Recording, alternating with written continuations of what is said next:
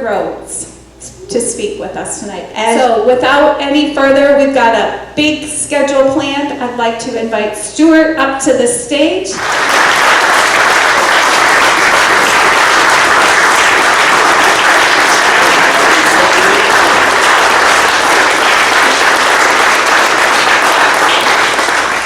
There we go. Improvise, adapt, and overcome. It's a blessing to be here today. Thank you so much, folks, for having me here. What man means for evil, God will use for good. That's why. And that's why we're up here in His house. We're in the house of the Lord for a reason. We're meant to be here tonight. So let us remember where our rights come from. As the founders told us in the Declaration of Independence, we're endowed by our Creator with certain inalienable rights, among them life, liberty, and pursuit of happiness. And governments are created among men to protect those rights. Whenever any form of government, including this one, becomes destructive of those ends, it is our right and our duty to alter or abolish that government and institute government that we believe will fulfill those duties, protect our rights. That's the bedrock we all stand on, even more basic than our Constitution. I took an oath to support and defend the Constitution at the age of 18 when I first entered the Army. How many other folks here swore that same oath? Raise your hand. Whether you were in military, law enforcement, whatever it was. That oath is for life. It doesn't expire until you do. And we've been entrusted by the American people with the responsibility of protecting the Constitution. The founders, in their wisdom, put that constitutional oath in the Constitution itself in Article 6. Every officer, every branch of government, legislative, judicial, or executive, of both the federal government all the way down through the states, to local, from the president to the local dog catcher, is mandated to take that oath by the Constitution itself. It's not a good idea. It's in the supreme law of the land. So everyone that took that oath should take it seriously. Because if they don't, if they don't refuse to follow unlawful orders, if they go along with violations of the rights of the American people, what they're doing is desecrating the very Constitution every one of our fighting men from the Revolution forward to today has died to defend. It's a desecration. That's why I take my oath seriously. I call out everyone who violates their oath. I don't care who it is, including President Trump. Pam Bondi right now, when she talks about hate crime laws and using that against people that say things that she thinks are bad, that's a violation of our Constitution. We can't do that. We go right down the same road that the UK is in right now. There's no free speech in the United Kingdom. It's worse than communist China. There are people in prison now, or in jail now in the UK just for saying something that might offend somebody. And we've seen here the attempt by Antifa, they're terrorists, to try to silence us and others through either violence or threats of violence. So, as Kristen said, on January the 6th, and as Debbie said, even before January the 6th, one of the things that Oath Keepers was doing was protecting Trump supporters throughout the entire Trump administration, starting in his inauguration. You know, the night before Trump's inauguration, January 20th, 2017, the night before was the Deplorable in Washington, D.C., and there was a group of elderly ladies, conservative ladies, who wanted to go to this ball, wanted to get all dressed up and go to the ball. But they were afraid to go without protection. So myself and another retired Navy intelligence guy, we were their security escorts that night. And the next day, as Debbie said, we're in the streets providing escorts for Trump supporters threatened by Antifa. And Antifa likes to attack the elderly, disabled people, mostly disabled veterans, and families with kids. Anybody vulnerable is who they attack. So that's where I got Kickstart. We were on the ground. We watched them burn that limousine to the ground in D.C. We did our best. We weren't there to protect property, so we didn't intervene in that. But we were there to protect and provide escorts for Trump supporters who felt threatened by Antifa. That's how it kicked off. And we did it all across the country, twice in downtown Berkeley, in Boston, in Portland, Oregon, in downtown Minneapolis.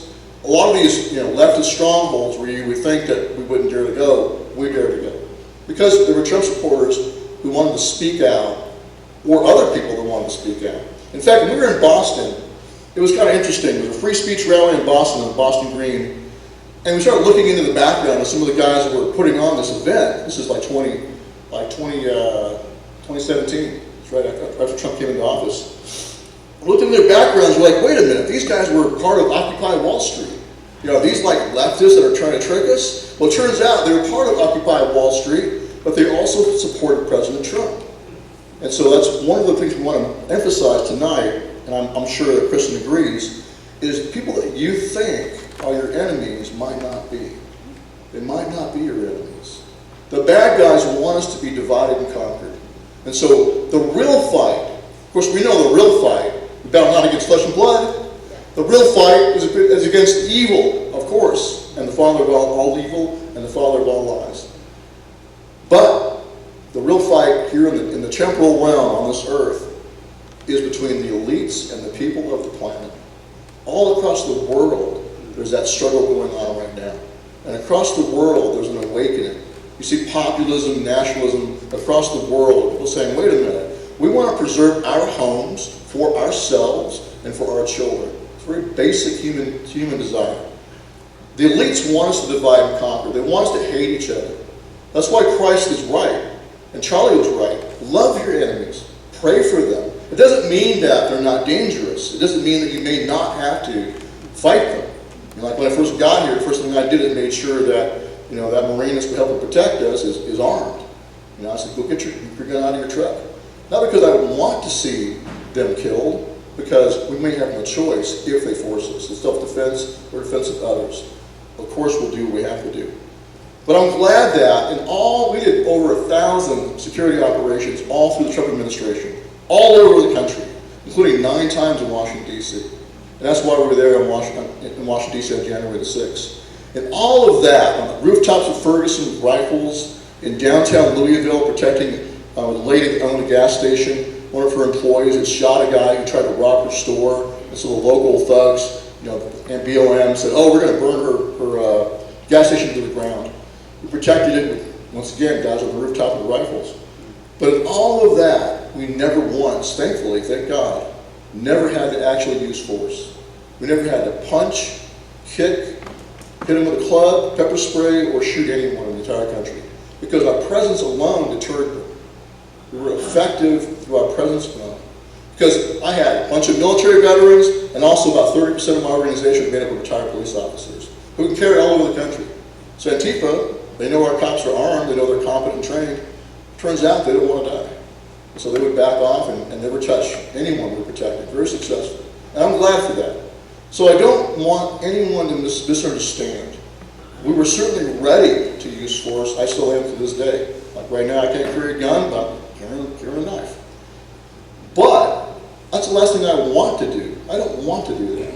What I prefer to do is to save them and deprogram them from the brainwashing that they've been undergoing since they were probably in middle school, you know, or even elementary school. The left has done the long march through our institutions. The communists have done the long march through our institutions and taken over education across the country. And that's why Charlie Kirk was so dangerous, because he went on to the campuses that they believed belonged to them and spoke to the kids that they believed belonged to them. They want those kids to be brainwashed, useful idiots for them in their pursuit of destruction of our country. We can't give them up. Don't forsake them. No one is beyond redemption. They can be redeemed. And so it's our job and responsibility to go forth and do what Charlie was doing. I've been invited to speak on a college campus in Texas, and I'm going. So you all should do the same.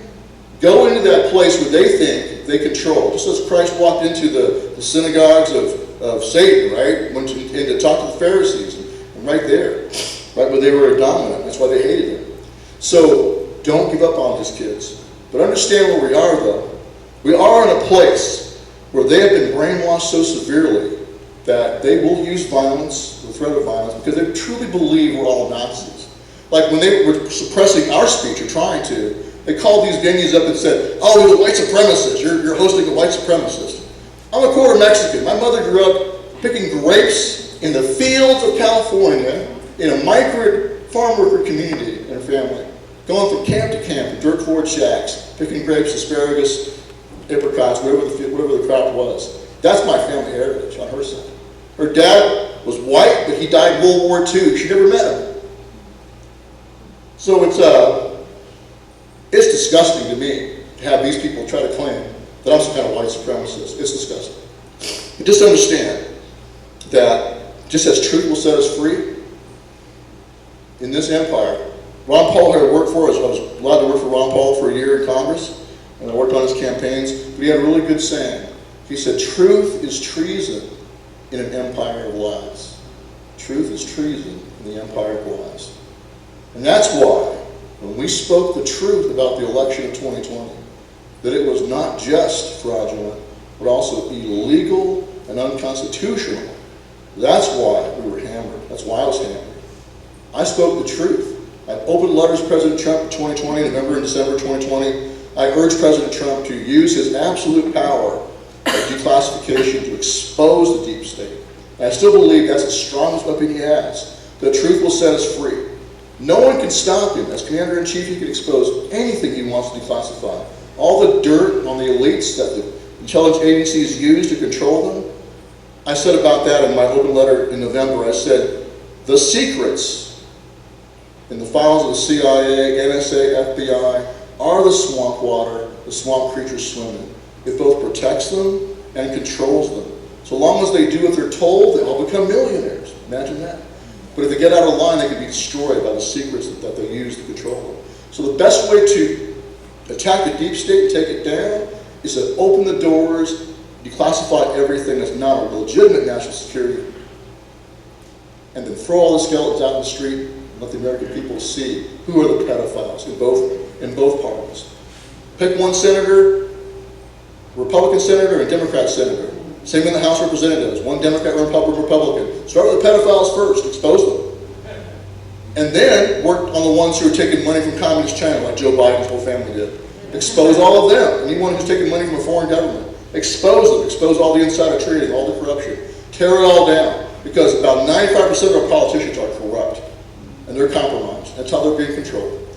He can still do that to this day. And he still should. That's what I was saying. Along with urging him to invoke the Insurrection Act and use the powers under the Insurrection Act. Insurrection Act is very clear. If he faces a situation of an invasion, an insurrection, or a failure for the enforcement of the laws of the Union, if he faces local or state powers, officials, who either do not help or actively obstruct the enforcement of our constitutional laws, and are not securing the rights of the American people, he can use the military or us, the militia, to do that. And I encourage him to do that. That's one of the reasons why they hated me, is I have always been a man that stood up for the Constitution. When I was at Yale Law School, that's when 9/11 happened. When I was a very beginning student there. First year toward class, the two towers fell. And I watched a lot of conservatives, fellow classmates of mine here in the Federal Society. That was started by a conservative and a libertarian. But I watched a lot of them just become full-throated supporters of anything the Bush administration wanted to do in the war on terror. The Patriot Act, creation of DHS, mass surveillance of the American people, detaining American citizens as unlawful combatants because the president says so. All of that's unconstitutional. I said it's not right. They said, well, hey, we have no choice. We have to do this. And then tell me, what do you want? Mushroom clouds over American cities? We have to do this to stop the terrorists. And I warned them. I said, everything that you're creating now, all this power in the hands of the executive branch that's not constitutional, is going to be swung inward on you. You watch. It's going to happen. And that's what happened when Obama came into office. No longer was he focused anything on Islamic terrorists. It was swung inward on the American people, on conservatives in particular. So I hate to be right, but I was right. So being consistent in defense of the Constitution is our responsibility and our duty, no matter who's in office. So, fast forward to J6. We were there to protect two permitted events on Capitol grounds, as we've always done in the past. One was for Latinos for Trump, right just north of the Capitol, next to the Senate office building in the park was a Latino for Trump rally. The other one was for Ali Alexander's event right outside the East Capitol doors on the grass. And you were going to have members of Congress speak there. Marjorie Taylor Greene, Josh Hawley, Louis Gohmert from Texas, and other congressmen were going to speak that day, right outside the doors once they got done with all the challenges to the slates of electors. And Roger Stone was going to be the keynote speaker. Because you all know what happened on J6, right? Was it an insurrection? Or was it a deep state coup? Yeah. That's what it was. And so J6, the best way to look at J6 is a manipulated event. They had already seen the pattern. They knew that back in November of 2020 and December of 2020, mass rallies down by the White House at Freedom Plaza or on the mall marched from there to the Capitol to attend other events that were already scheduled all around the Capitol. There were permitted events all around the Capitol in November, again in December, and again in January. The bad guys saw that pattern. Oh, they're going to march from down there. And a lot of those events were already scheduled even before President Trump announced his Ellipse rally. So the plan was to go from the Ellipse rally up towards the Capitol to attend other events. So when President Trump in his speech that day at J6 said, and now you're going to go to the Capitol, he was just recognizing what was already going to happen, was already planned by we the people. He wasn't ordering anyone to do anything. That's a lie they twist and say, oh, no one was going to leave the Ellipse rally until President Trump told them to go attack the Capitol. That's complete garbage. They were already going to go do that. But I believe what the bad guys did is they said, okay, how can we manipulate this? We can manipulate this by making sure people go inside. And of course, the Capitol has always been open to the public throughout the history of this country. When I worked on Capitol Hill, you can go in there and watch any debate, any vote, at any time, any hearing. Only because of COVID did they lock down the Capitol, and suddenly you can't go inside. So people going inside their own Capitol on that day is not some kind of earth-shaking, unprecedented event. It's just going back to what we always did before. So they closed the Capitol, but then they made sure folks got inside. Other thing they did is that in November and December, there were no restrictions on being on the grass. There was a huge crowd of people on the grass at the Capitol to listen to speakers on the Supreme Court steps in November and in December. But on J6, all of a sudden, they just unannounced expand this massive perimeter all the way around. All the grass is now prohibited space. And so if you stepped on the grass, you won't even know. By the time the folks got from the Ellipse rally up to the Capitol, how are they supposed to know that they're on restricted grounds? There's no more signage up, there's no more barricades up. It's just folks standing on the grass, just like they did back in November and December.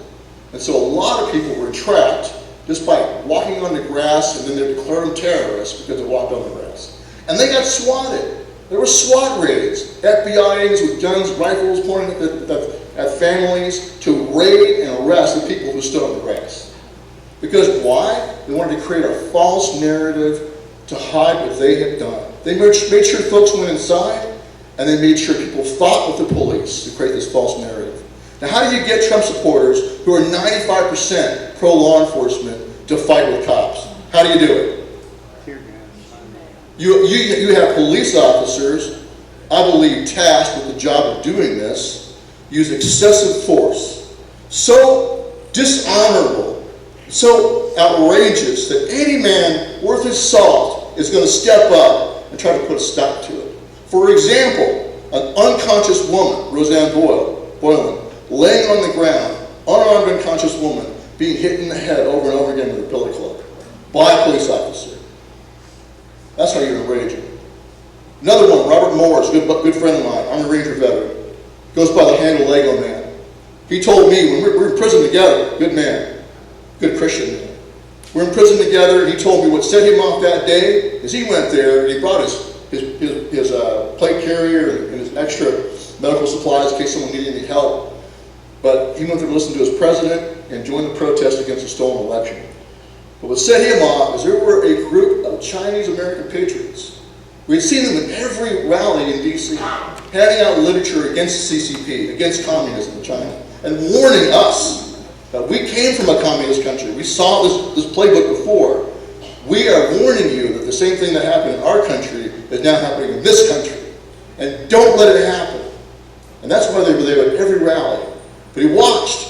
He watched when the tear gas started flying. He watched the men in that group of Chinese American patriots put all the women and kids in the middle and circle around them. And then you watch as canister after canister of tear gas was fired right into the center of the women and children. That's what set him off. His flip switched, and he went into Ranger mode, combat vet mode. That's how you do it. That's how you get Trump supporters to fight the police. That and shooting an unarmed Air Force veteran in the neck and murdering her, like Michael Byrd did, that police officer. But what was the point, though? To distract from what they had done.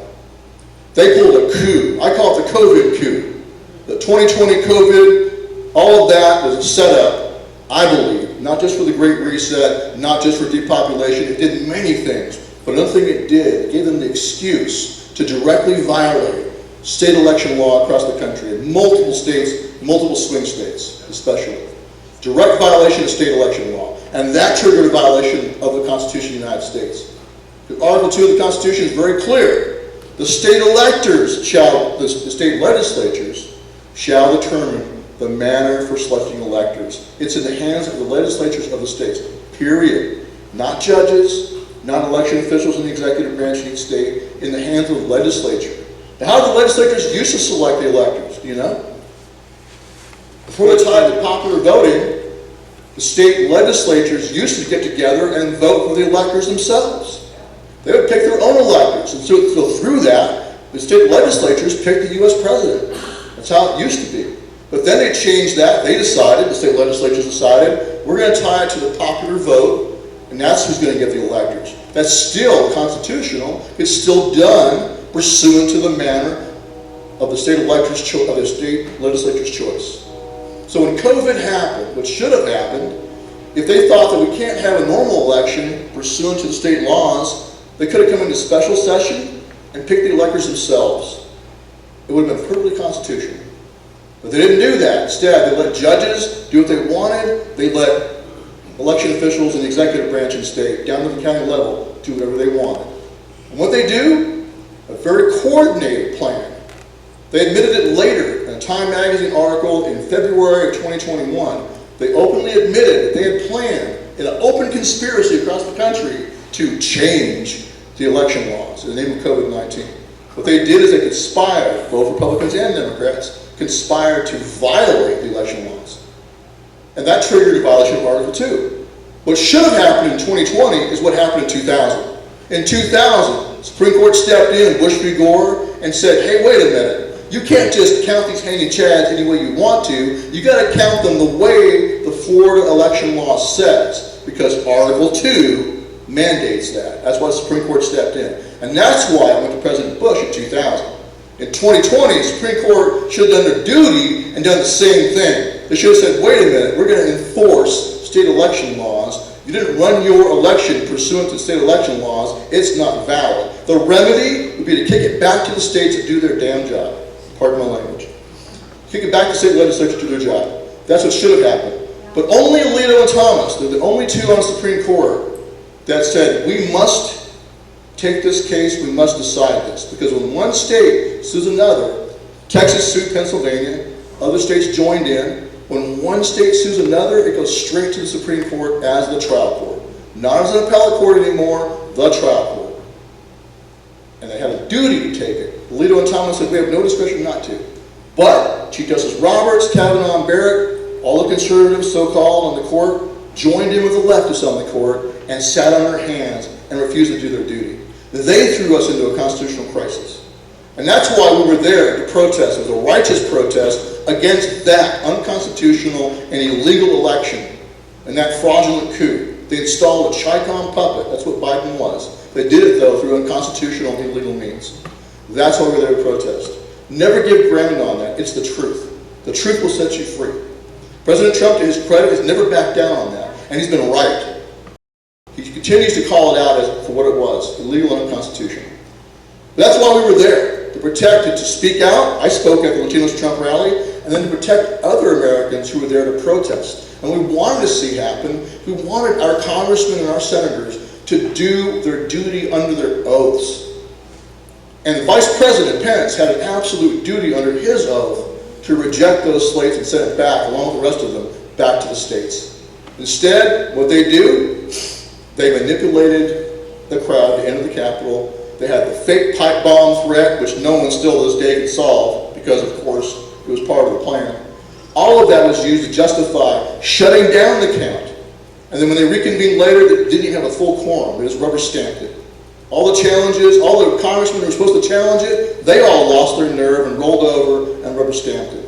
That's what threw us into 4 years of an usurper. And basically we switched over to communist China in those 4 years.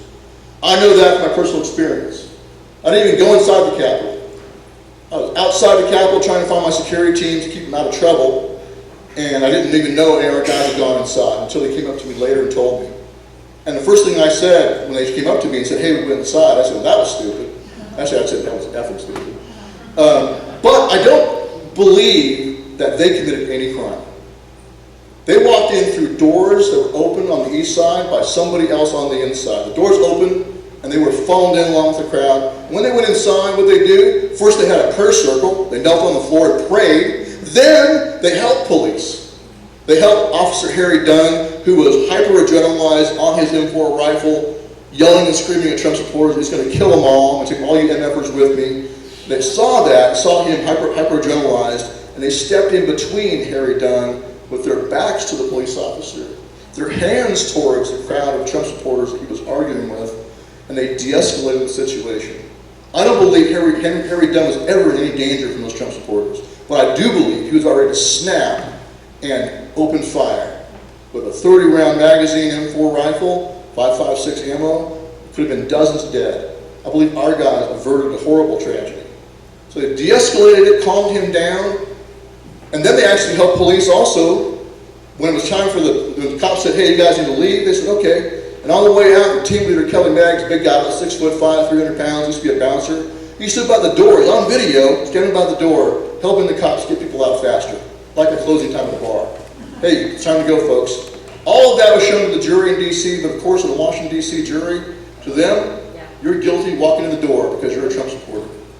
You know, they're suffering from TDS. In fact, on our jury, this is true for all the jurors, Oath Keeper trial, Proud Boys trial, the jurors admitted they were at Black Lives Matter protests, they admitted that they were at those pink hat protests against President Trump around the gate, and anti-gun protests. They were radical leftists, like far left, at all those protests. They even admitted they were at the protest in May 31st of 2020.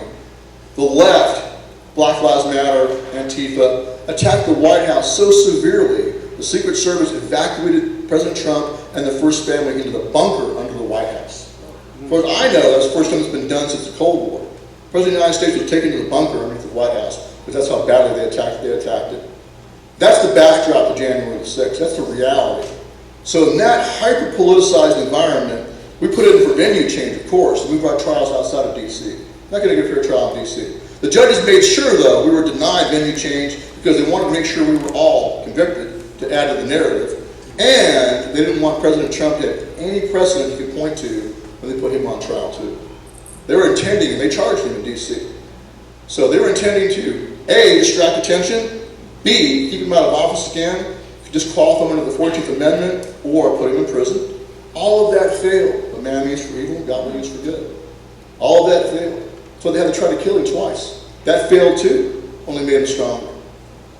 But in our case, I was arrested a year after January 6th. And I didn't go inside. It took them a whole year to cook up fake evidence against me. They coerced 2 Oath Keepers to take a deal. They threatened all of us with life in prison, and these 2 guys took a deal under that threat. And they dishonored themselves, 2 combat veterans.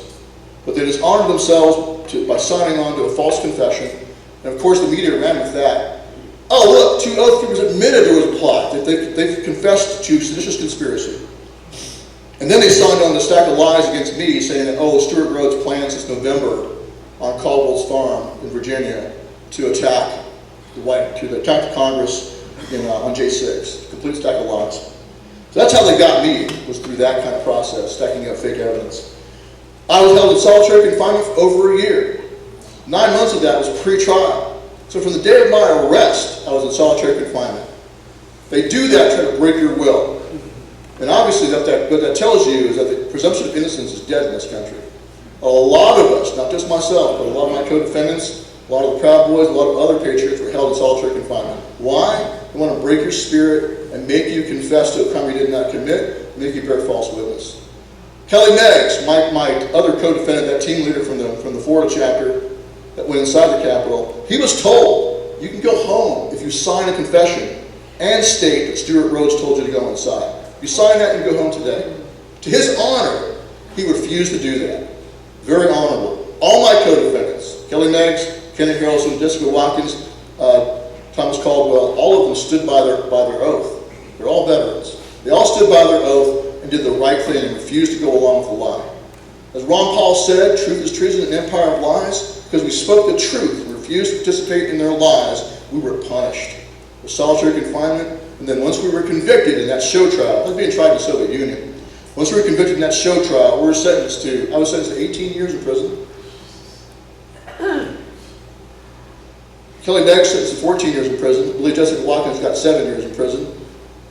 And Kenny Harrelson got 5. We were all sentenced to prison for something we did not do, to further the false narrative. The whole point was, and that's why Oath Keepers and Proud Boys were the only people of all, like 1,500 folks wandered into the Capitol and wandered back out, most of them doing nothing but taking selfies. None of the Oath Keepers and Proud Boys that went inside committed violence. But we were singled out because of who we were. They used our two groups, we protected people across the country, Oath Keepers and Proud Boys, protected Trump supporters all over the country from Antifa violence. They picked us, because they hate us so much, to be the boogeymen of J6. That's why only members of those two groups were charged with seditious conspiracy, the worst charge of all, basically calling us traitors. And we were convicted of that. After my conviction, I got a bad, nasty letter from the VA saying that this is the same as treason. So therefore, you can strip all your disability payments. I'm a service-connected disabled veteran. Had a parachuting accident when I was in service. I have a fused spine with steel rods in my back. But I was stripped of my VA benefits. And the letter closed with, and you can no longer be buried in Veterans Cemetery. When you die, you can no longer be buried in the Veterans Cemetery. And that kind of letter was sent to all of us that were veterans. Joseph Biggs, Dominic Pizzola. Joseph Biggs was an Army 82nd Airborne. Joe Biggs, Marine Corps. Zach Reel, another Proud Boy, also Marine Corps. There were like 7 of us are veterans. We've all lost our disability payments. Now, at my sentencing, when I was on trial, I took the stand and told the jury what I just told you about the election. I said that election was illegal and unconstitutional. Right in the eye, I told them that. It's my duty to speak the truth. It's my duty to never participate in a lie. The defense attorneys, of course, will coach their clients to go along with a fake confession of something they did not do, to participate in a lie, because they say it's in their own personal best interest. I can tell you as a recovering lawyer, like being a recovering alcoholic, that the legal profession in this country is corrupt. You can count on a lawyer, most lawyers, to advise their client to do something that's dishonorable, illegal, and also immoral. It's a sin to bear false witness. And you have to coach them all across the country, in every jurisdiction in this country, federal and state. To this day, you've got prosecutors coercing people into false confessions, and then encouraging them to bear false witness against other people to save their own skin, to be dishonorable. It's happening all over the place. We refused. So at my sentencing, there were some folks who were convinced by their lawyers to blame President Trump. That happened. Some J6ers did that. What did that do? It helped further the false narrative. Oh, look. Like they would have him say something like, oh, I didn't realize that what he was telling was a lie. I bought into his lies, and I'm sorry. That's what they want you to do. They want to coerce you into getting up there and begging for leniency in exchange for participating in the lie. And some did that. But I don't blame them. I blame the lawyers. I blame the system. But I saw myself. When I got up there, I said, I am a political prisoner. And I told the judge, I said, I am guilty, like President Trump, I'm only guilty of opposing those who are destroying our country. And man, that ticked him off. He was not happy with that. So, and I had done an interview from prison. And I said in this interview, when you can't elect your president, when you don't have your vote count, when you are disenfranchised, and you can't actually govern yourselves through an election to elect your representatives and your president, you no longer have a free republic. And you are thrown back into the same place the founding fathers found themselves at the time when they had no choice but to separate from the crown. You're thrown back and you're on the same road as the founding fathers. That's what I said, because it's the truth. I said that in a prison interview. And the judge read that transcript and said, we cannot have this in our democracy. He called me a dangerous threat to our democracy. He said, we cannot have that in our democracy, my free speech. And he said, I sentence you 18 years. And then he said, good luck. There's his parting shot. Nice. So, but once again, what man means for evil, God will use for good. President Trump survived that attack in Butler, and I'm telling you, I'm sitting in prison, in my third year of prison, and I watched that happen. We were all just watching the screen and watching it happen. And I'm going to tell you straight up, that's when I knew he was going to win the election. And I knew, I'm sure you knew the same thing, and he knows it too, that God saved him that day. And saved him for a purpose, for a reason.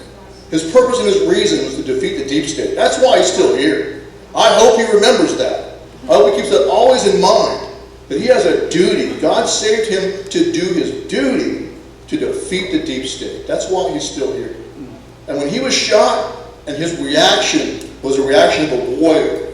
He jumped up, threw his hands, fist in the air, and said, fight, fight, fight. Can you picture any other politician you know of doing that? Picture Joe Biden doing that? He'd be in the fetal position crying like a baby. But Trump reacted like a warrior. He was ticked at being shot at. Yeah. When all the other men in that unit saw that, a lot of them threw their fists in the air too, and they're like, dang, Trump's a legit OG. And that means original gangster. That's like the highest compliment in prison. You call it OG, that's an awesome compliment. Black, white, Hispanic, all of them respected him that day. Because you got to go back to George Washington or Teddy Roosevelt or Andrew Jackson for that kind of physical courage under fire and calmness under fire. First thing he said was, where's my shoes? Then he jumped up and said, fight, fight, fight. So he reacted like a warrior. And that's what I knew at that point. He had won the respect of every working class man in this country. That's what he won the working class man vote. He has a golden opportunity, and we do too, to unite the American people. Black, white, Hispanic, Asian, Indians, Native Americans, all of them can be united if we take advantage of this time right now and don't fall for the divide and conquer. That's why we have to be careful about being manipulated by what we see on TV. I don't care if it's Fox News or CNN. Why did Fox News fire Tucker Carlson? Why? Because he was showing the truth about J6. He was showing the truth that 99% of them were wandering through and taking selfies, being escorted by the cops, being fist bumped by the cops. Only a few fought the cops, and they focused only on those few. But I'm telling you, even those few, why they fight the cops? I already told you. So the lie was being exposed. That's why Fox News fired Tucker Carlson. So don't trust Fox News either. Trust in your own perception. Well, actually, don't trust even that. Trust in the Lord. Amen. Ask Him for guidance. Ask Him for wisdom. Always check what you're being told to what His will is for you. And what did He tell you? What is the great commandment? To love the Lord with all your mind and your soul, right? I don't have the exact quote in front of me. Yes. Actually, I do have it right here. I got it. Thou shalt love the Lord thy God with all thy heart, with all thy soul, with all thy mind. This is the first and great commandment. It's got to be 22nd. And the second is like unto it. Thou shalt love thy neighbor as thyself. Yep. That's the great commandment. And as Christon said, courage is not the absence of fear. Courage is doing the right thing despite your fear. And what is the source of courage? Love. Love is a source of courage. Love of the Lord, love of your neighbors, love of your families, love of the man next to you if you're in the military. That's a source of courage. That's what conquers fear. It's love. So we have to be warriors. We have to be ready to defend our homes, our neighborhoods, our churches, our towns, our counties. Like Smedley Butler said, great Marine general, he said, the only thing worth fighting for are your homes and the Bill of Rights. All else is a racket. War is a racket. It's a book he wrote. We have to be ready to be warriors. But we need to lead with love. And don't forsake those kids. We're all sinners. We're all fallen. None of us deserve redemption. Only by grace, right? We have salvation. So look at them and see them as what they are. They are victims of the propaganda. They are victims of the father of lies.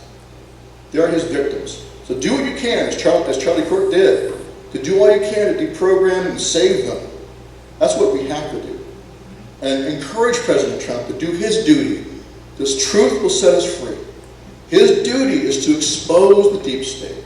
To defeat the deep state, expose them. Throw the doors open and expose all of their lies. Declassify and expose it all. That's the greatest power he has in his hands to this day. The game plan of the deep state is much like with Reagan, much like with the first Trump administration. Surround him with deep staters like Bill Barr turned out to be. Run the clock out on him, distract him with foreign policy, all kinds of stuff, flag burning, whatever it is. Distract him, run the clock out, and keep him from going after the actual bad guys. They don't like it. That's why with Occupy Wall Street, they don't like that. Because people are focusing on the actual bad guys, the bankers, international bankers, the elites, the world elites. The battle is between Satan and his minions on this planet, and the primary ones are the small cabal of worldwide elites who look at us like cattle and want to depopulate the planet, and they want to live in their utopia, being what they call it, transhumanists. They become part of a machine. They want to be gods. That's the real battle. It's not the people that you think are your enemies that are here on the ground. They're victims. Do our best to bring them over to our side. That's where we have victory. And even if we have to fight eventually against them, let's always do all we can to avoid that and bring as many of them to our side. And the last thing I'll say is, remember, in the American Revolution, that was in many parts a civil war. There were a lot of American colonists who were very loyal to the king to the end. And in fact, there were more Americans serving in the Loyalist militia for the crown against the Patriots than there were in the Patriot militias at the end. Just understand that. That's a potential future for us, that kind of a civil war. I don't want to see that.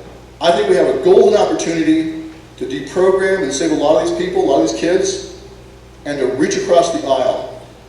In the Ron Paul movement, where I first met Kristen, back when Ron Paul ran in 2008, we had an influx of young people all across the country. In college campuses, Ron Paul was popular with the young people because he was sincerely anti-war, sincerely against the prison-industrial complex and military-industrial complex. He was in favor of liberty, of freedom, and of course with sound money and against the Federal Reserve, the hidden tax. And I'm going to tell you, in prison, I met inner-city gangbangers in D.C., and I'm talking to them on my break. I'm let out on myself for 2 hours a day to go take a shower, use the phone. I'm talking to this one young kid from inner-city D.C., we were talking about current events, and he starts talking about the Federal Reserve. He started talking about the hidden tax and inflation. I was like, whoa, where did you hear that at? He had read Jerry Griffin's The Creature from Jekyll Island while he was in prison. So and he was sharper than a lot of conservatives on that. So don't forsake them. That's what the bad guys want. Like Ron Paul, like Charlie Kirk. Truth is like Christ. Truth is the answer. A drop of truth. It's like putting a drop of bleach into a bucket of water. A drop of truth can deprogram a whole bucket full of bowl.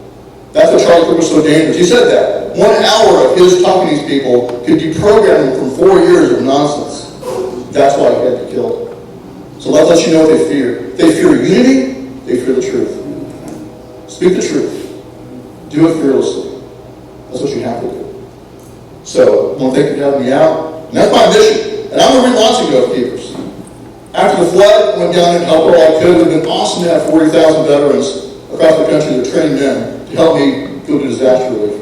I'm going to rebuild that. It's also, I see, necessary right now, more than ever before, in the threat we face after Charlie Kirk's murder. We saw it right here today.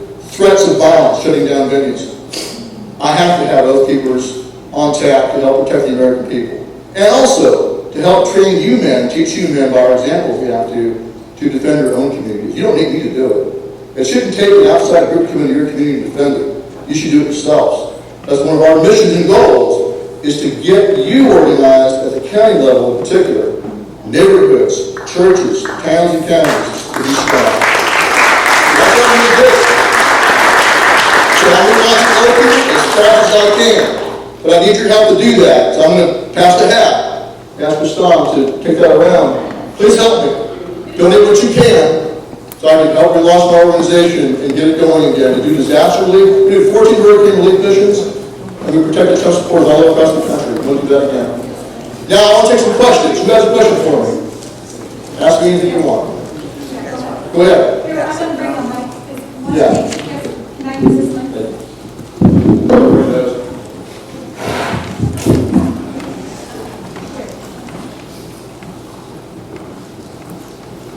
Hi, how are you? Thanks for coming. I don't know too much about how you got out, so can you just tell us how Yes, okay, you got out forgot of prison? about that. So, on inauguration night, January 20th, 2025, one of the best nights of my life, about 11:30 p.m., we were watching the inauguration ceremonies, and we got locked out because someone got stabbed. The president was locked down. I was still listening on the radio, and I knew it was coming. I knew! This is where my faith comes in. I knew that I was not going to spend 18 years in prison. I knew that. I knew that one way or another, we're going to be delivered. And like I said, after President Trump survived that assassination attempt in Butler, I knew that our country would be delivered. And so on inauguration night, kept his promise and set us free. And just hats off to him for doing that. But sadly, everyone was pardoned except for the 14 of us. 14 of us that were either 10 oath keepers and 4 proud boys were not given pardons. We were given commutations only, which means that you were sentenced reduced to time served. So I'm free. I'm grateful for that. And I don't blame President Trump for this. I think someone in his circle wants that false narrative that there really was an insurrection plot to live on. And now here leftists right now using that against me. Oh, he wasn't pardoned. He was only commuted. So there really was a plan. So there's 14 of us that still, actually now it's 13, that still need pardons. We petitioned and applied for pardons with Ed Martin's office, the new pardon attorney. And I have faith that eventually we will be pardoned. I believe if President Trump sat down and looked at our cases, he would know in a heartbeat he pardons. But the problem is just as before, I believe there are gatekeepers around him that want to have him do things that further the narrative. That's what I think is going on. So we've lost our disability, like my VA benefits. None of that can be restored until we're pardoned. The VA has told us that. Their hands are tied. The new director of the VA wants to, but he said without pardon, you can't do it. So there's 14 of us like that, and I believe some of those guys, 7 of us are veterans. But we're all being disarmed. We're all being disenfranchised. So we need to be restored back to our rights. So We'd like to, Chad, go ahead and set up the chair as well. And another question? Yeah, over here. Next question. This is sort of a comment that just you inspired me, and something that Charlie Kirk does is when he's discussing something with in his discussions, he wasn't really looking to convert the person he was talking to. It was everybody else watching. Oh yeah. Like when you engage with someone, Right. the odds of converting them is almost nothing. But everyone listening to you, Right. so conducting yourself in a way that will lead by example, that is the most important thing. It's your language, the way you handle yourself. Right. Be someone other people will look up to and be like, I want to answer questions like that. Because that's what Charlie Kirk did, that's what you're doing, that's all of our leaders that really make, if you get frustrated and you're fighting and arguing and using poor language, you're just reinforcing everyone watching you that, oh, that's just another Trump supporter, they're crazy. Yeah. But when you conduct yourself well, if you go out, if you make videos, if you engage with people, remember that it's everyone else watching that you're actually converting. It's not the person you're engaged with. Yeah. So you just kind of inspired me to bring that up. But that's the most important thing we need, especially here in deep blue Illinois. Like, we need to set an example for everybody around us, right? I mean, as Christians, of course, but also just when you engage with anyone, you have to conduct yourself professionally, keep yourself composed, so that the other person looks crazy. Well, so that the truth comes out. So the truth comes out. Yeah. I mean, when you have it goes back to Christ, right? And it goes back to the Socratic method. But it's truth. When you talk to people and you let them speak, and then you answer them and say, well, okay, so you're saying this, well, what about this? Does that mean this? You walk them through down that path, and a lot of times the light bulb will go off in their head. Because you're not screaming at them, you're not condemning them. You're right. And that's, in many ways, that's showing them respect, and it's showing them love. Like one guy asked Charlie Kirk, what's the most, he said, imagine, and this is kind of interesting, he said, well, if I'm suffering from a fatal gunshot, I only have about 10 minutes to live, what's the most important thing that I need to know? And Charlie Kirk said, that Jesus is Lord. You need to know that and bring him into your heart. And ask him to forgive you and become your Savior. That's the most important thing. And he's right. So I know, who knows how many people he saved by saying that. Like you said, there's other ones watching also. Thank you for that comment.